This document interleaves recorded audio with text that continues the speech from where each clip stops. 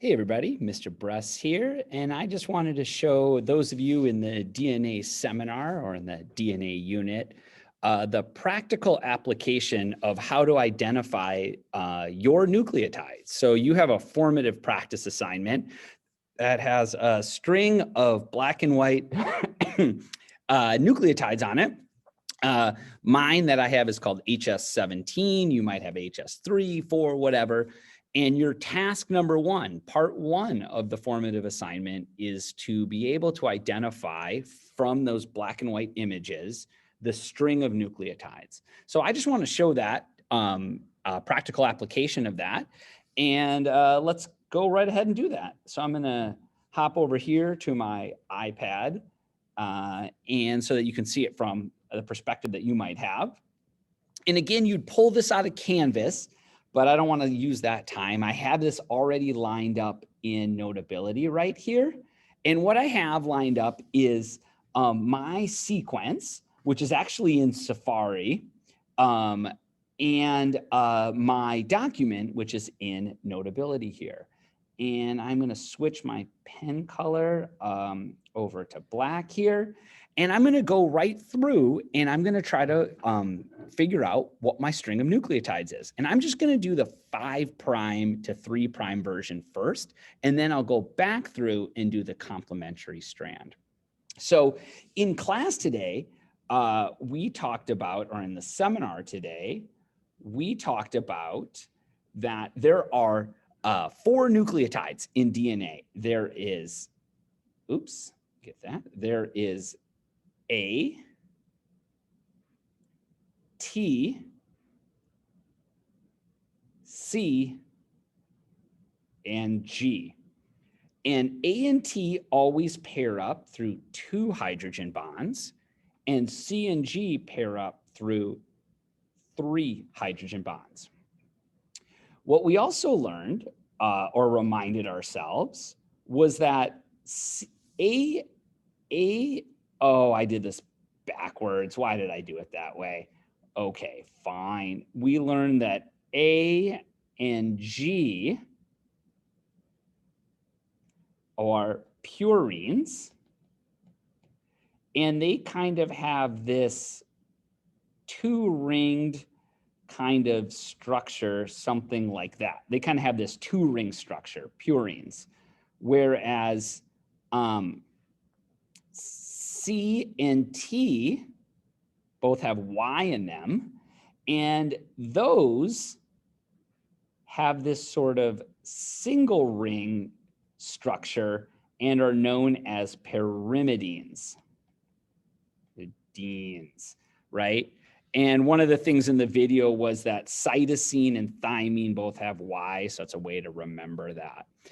You don't really need to know the names purines and pyrimidines for this right here, but I might use that in here, so it's good to know. All right, so let's start moving through our nucleotides here. So in position 1, what I'm looking at, I'll try to expand this. My position 1, I see a double ring structure with only 2 hydrogen bonds. So double ringed must be A or G, and A is the, so double ring is A or G, and A is the one that pairs with thymine with 2 hydrogen bonds. So I know that my first one is A. Now, if I scroll down to number 2, once again, I see the exact same structure. A double ringed, so I know it's a purine. That means it has to be, purines are A or G, whereas pyrimidines are T or C. And so this is a double ring structure, 2 hydrogen bonds. Once again, we have A. Now, this one here is a single ring structure, must be a pyrimidine, and it has 3 hydrogen bonds. So CG3. So C and G have the 3 bonds. So a single ring structure with 3 bonds means that this has to be C. Moving right along, I can see that we have a double ring structure with 2 hydrogen bonds right there. That must be A.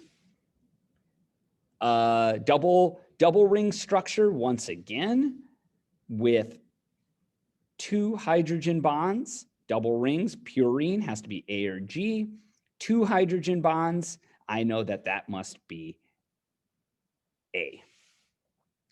And here we go, 2 hydrogen bonds, single ring structure.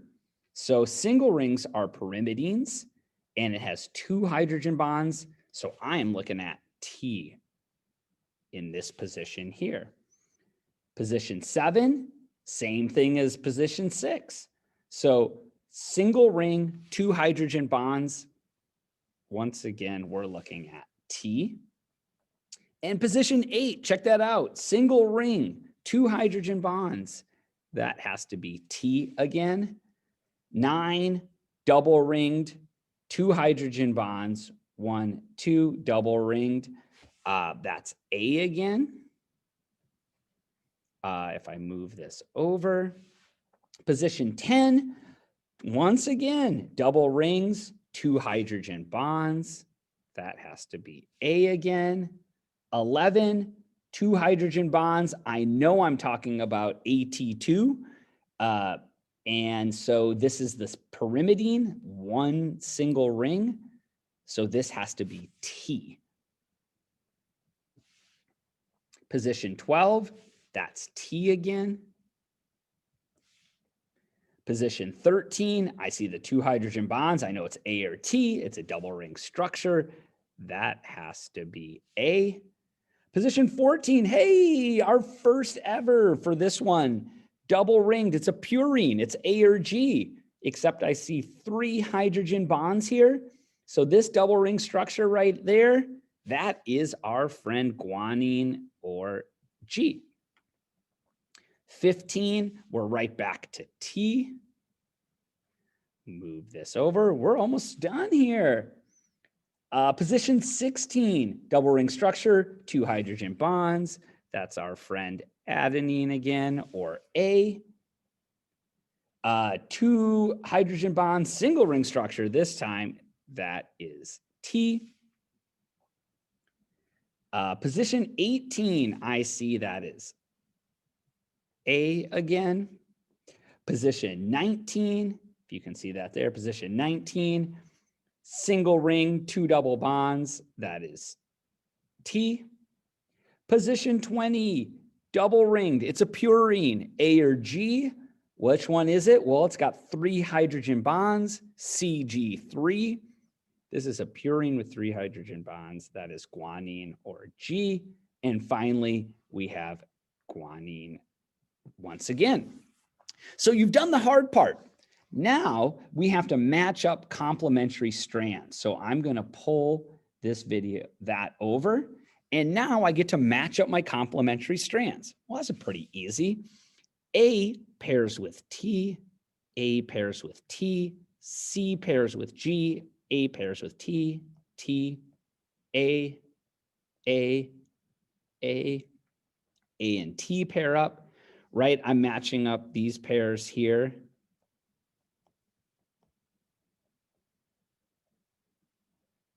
And I'm making the little double bonds there, right? And you can see they're anti-parallel. The top strand goes 5' to 3', and the bottom strand starts 3' to 5'. So they are anti-parallel. We talked about that a little bit. Move this over. T, G pairs with C, T pairs with A pairs with T, T pairs with A pairs with T, and A, C, C. All right.